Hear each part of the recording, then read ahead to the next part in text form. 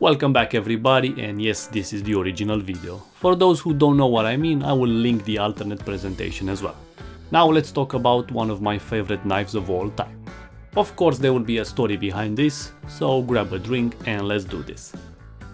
A few years back, when I got really interested in knives, I started to study the metallurgy, the science behind it, the different types of locking systems, you name it. The first knife that I bought after all of my research was the Spyderco Para 2, which I still have to this day and love it. I also did a video on it as well. As I progressed through my findings, I realized I had barely scratched the surface. I discovered then crease reeve knives, which became my next goal, and I also got a Sebenza 21, but with the ladder Damascus blade from Devin Thomas. I will do a separate video for this one as well. Then finally, to complete my collection, I was faced with the ultimate one in my opinion, the mighty Hinderer. But I couldn't get one since I wanted an XM-24, which is the biggest version they have, and at that time the secondary market was ridiculously high in price. This was around 2013 I think, so I just had to wait and enjoy what I had and got some other knives in the meantime. Some I sold, some I gave to friends, etc. But my main two were always with me, the Sebenza and the PM2, silently waiting for their big brother. Years later, after thinking I got over my desire to own a Hinderer, well, guess what? I was browsing on eBay because a friend asked me about knives and wanted me to recommend some stuff, and I saw it. A Gen 6 XM-24. I thought, what's a Gen 6? After quickly doing some research to be up to speed, I found that it meant it had a new 3-way pivot system, which comes with ball bearings as well besides the regular washers. I was just amazed. A quick point I want to make here is that Rick Hinderer designed this knife so you can switch it with Teflon or phosphor bronze depending on your preference, which are also included in the kits. Then the last upgrade per se, since I was in the know, was the steel lock bar insert. A massive overkill, but still a very welcome since it can be replaced if you ever need to do that, which I highly doubt it. But again, the overbuild mentality that I love is highly welcome for me. I also wanted one with a DLC treatment, but most of all I wanted a top tier steel for my collection. I already had the CPM S30V in my PM2 and the Damascus blade in my Sebenza. So my holy grail of a knife came true since I finally have a CPM 20CV blade, the analog brother to the M390 from Bowler. These two, from my understanding, are highly regarded as one of the best high-end top-tier blade steel for folders out there. So what's so special about Hinderer knives? Well, we have mad craftsmanship and overbuild mindset to start with. To go even further, you need to understand that Rick is a former firefighter and wanted to create something that you can depend your life upon it if a situation arose. From the moment you pick this up in your hand and flip it, oh my god, it becomes an extension of yourself. The grip is just perfect in any direction you hold it, and the smoothness from the bearings is just ridiculous. It's a very different feeling from the hydraulic one from a Sebenza, for example. I almost felt a recoil when I opened it the first time.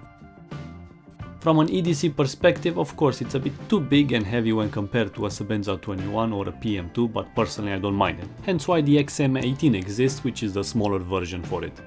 It has perfect tolerances, just like a crease reeve knife, with the added overall thickness and I must say a more polished finish. Don't get me wrong, I love that raw feeling and look of a Sebenza 21, but oh boy, you need to see this DLC Stonewash in real life. It is really insane.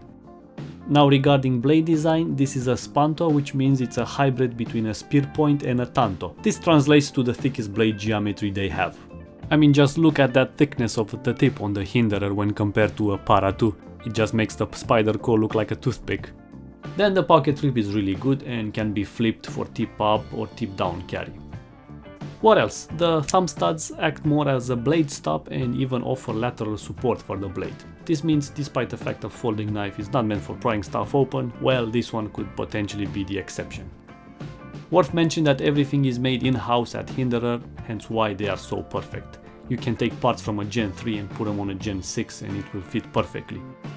Of course they are expensive. I got it second hand for around 450 bucks, but the retail price for this exact one and specs is around 625, which is a lot. I mean, when I spent 136 for my PM2 and then went all the way to 575 for a Damascus Sebenza, which seemed like way too much, but in the end I discovered that it was worth it. This time I knew exactly what I was buying.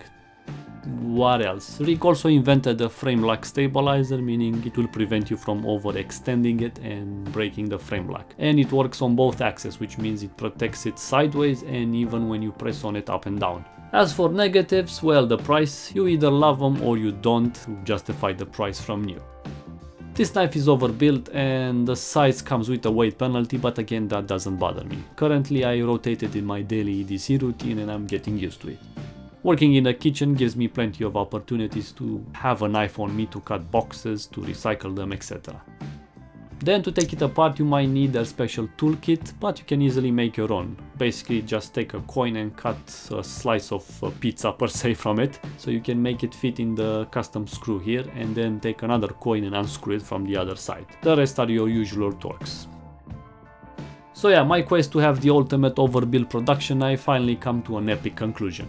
If you ever tinker with the idea of owning a Hinderer knife, they are worth it, at least from my personal point of view regarding specs, variation, fun factor, quality and pride of ownership. It's very hard for me to recommend a folding knife for beginners which is more expensive than a Para 2, because that one has everything that you possibly need from a complete folding knife. Now I'm happy with my trinity of PM2 Damascus, Sebenza 21 and now the XM-24, which I hope you know I'm not mistaking it for the real trinity from years back, which was composed by Chris Reeve, Mick Strider and Rick Hinderer. Personally I love all three from my end, but out of all of them, now the XM-24 easily takes the crown as my ultimate folding knife. So what's your favorite folding knife of all time, guys? Just let me know down in the comments please. Thank you for watching and see you in the next one. Alex out.